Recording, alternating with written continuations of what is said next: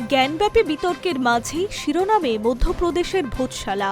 বৃহস্পতিবার supreme court নির্দেশ দিল, শুক্রবার হিন্দু ও মুসলিম সম্প্রদায় উভয়ই নিজের নিজের ধর্মীয় উপাসনা করতে পারবেন ওই বিতর্কিত দারোগা চত্বরে। অর্থাৎ সরস্বতী পুজো এবং জুম্মার নামাজ দুই হবে ভোজশালায়। সুপ্রিম নির্দেশ অনুযায়ী উপযুক্ত ব্যবস্থাও নেবে প্রশাসন। সুপ্রিম কোর্ট নির্দেশ দিয়েছে, দুপুর 1টা থেকে 3টে পর্যন্ত ওই নির্দিষ্ট স্থানে জুম্মার নামাজ পাঠ করবেন স্থানীয় মুসলিম সম্প্রদায়ের মানুষ। এরপর তারা বিতর্কিত জায়গা ছেড়ে চলে যাবেন। একইভাবে সরস্বতী পুজোর অনুষ্ঠানও সমাপ্ত হলে ভোজশালার বিতর্কিত স্থান থেকে চলে যেতে হবে হিন্দু সম্প্রদায়ের মানুষদের।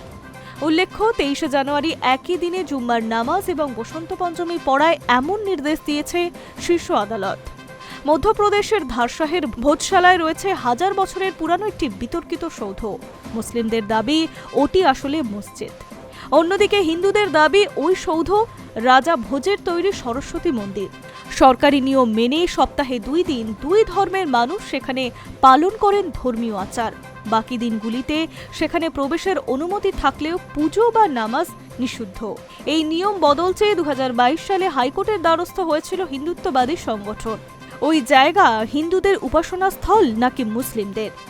বিতর্ক চরম আকার নেয়। ওই স্থানে ভারতীয় পুরাতত্ত্বের সর্বেক্ষণকে বৈজ্ঞানিক সমীক্ষার নির্দেশ দিয়েছে আদালত। সদ্য পেশ হয়েছে সেই সমীক্ষার রিপোর্ট। সেখানে একাধিক ঐতিহাসিক নমুনার পাশাপাশি পাওয়া গিয়েছে 94টি মূর্তি। এরপরেই হিন্দুত্ববাদীদের তরফে দাবি হলো, ভোজশালার জমির নিচে পাওয়া গিয়ে হিন্দু দেবদেবীর মূর্তি ও মন্দিরের অস্তিত্ব। Hi news network.